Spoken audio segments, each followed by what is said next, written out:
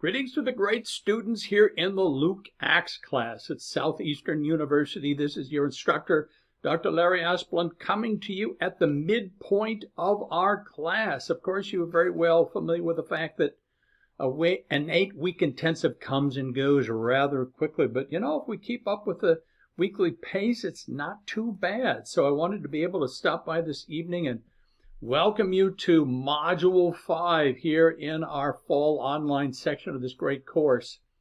The Module 5 focus is on the day of Pentecost, Acts chapter 2, which is obviously a key idea, a core idea for us in this class, really, at Southeastern University. So what a great opportunity it is for us to take some time to focus on it and to dig into it this coming week.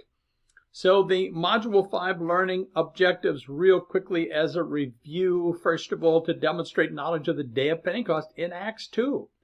And then to demonstrate knowledge of Peter's sermon after the event of Pentecost. It's amazing how quickly Peter became a great preacher once he had been filled with the Spirit.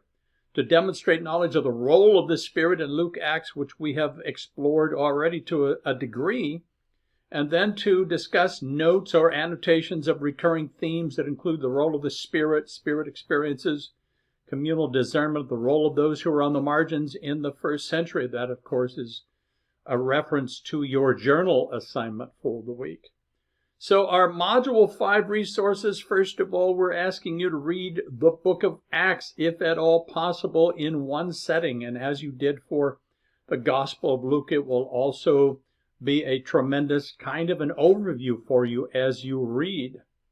Then you have readings in the text by Beverly Gaventa in the book of Acts, pages 73 to 82, of course, the relevant commentary section. You have an article from Frank Macchia on tongues as a sign. There is, I noticed, a broken link to an internet section for you in the Module 5 in our course site. And so I'm not even including it here. I've reported that as a broken. You know what happens if you've ever done an internet search and you get a link to some location in the internet. Occasionally the website URL has changed, or they've moved the article somewhere else, etc. So I'm not listing it, but of course the great article from Frank Macchia. Then you have a video from our course designer, Dr. David Johnson, on his personal reflections on Acts chapter 2. Another video from Craig Keener, who is a very, very important scholar in this area on the role of Pentecost for the book of Acts. And then you have a sermon, a podcast from Robbie Waddell, who is one of our great faculty in the College of Ministry and Theology, his sermon on the day of Pentecost. So let's look at our assignments for the week. First of all, you have another important discussion forum.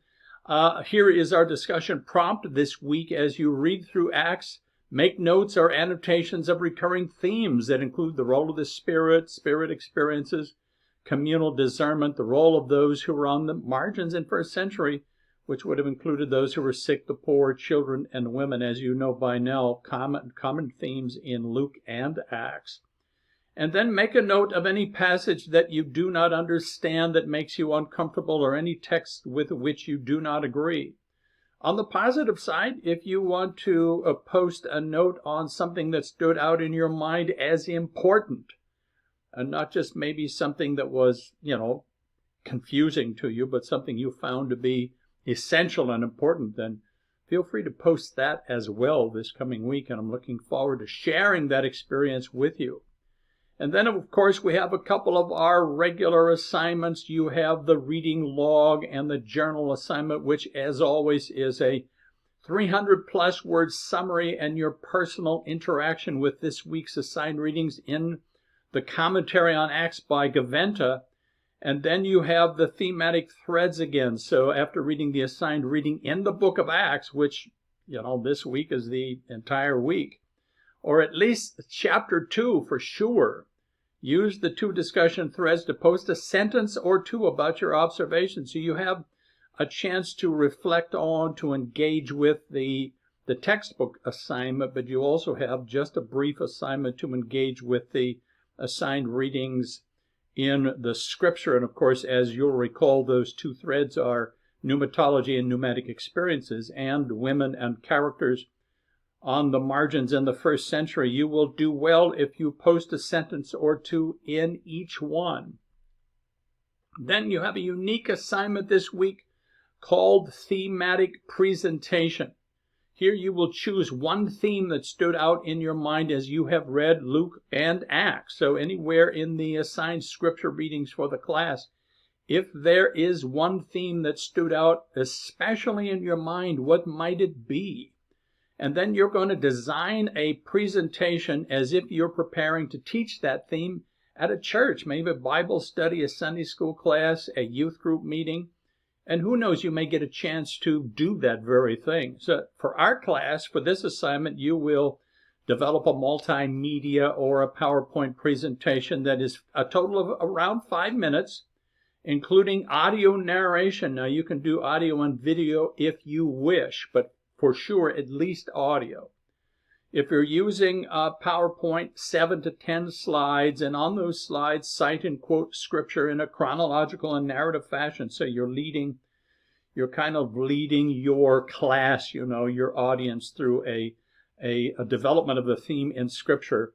And then finally, at the end, offer theological reflections and applications as a conclusion. Always you need to come to a so what conclusion and make what is in your mind a very important and relevant conclusion. So another kind of a creative opportunity for you to engage with our scripture passages in this class in Module 5.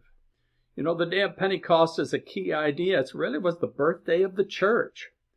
And it was the new covenant community being birthed in a way similar to how the nation of Israel was birthed in Exodus 19 and 20. So it's amazing for us to take time once again to review that all-important day.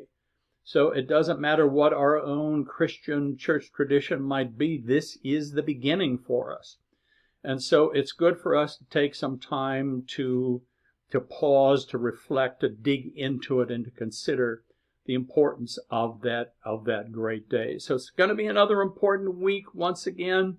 Never hesitate to send me your questions. Let me know how I can serve you this coming week. I'm excited about participating with you again. You all are doing such very good work.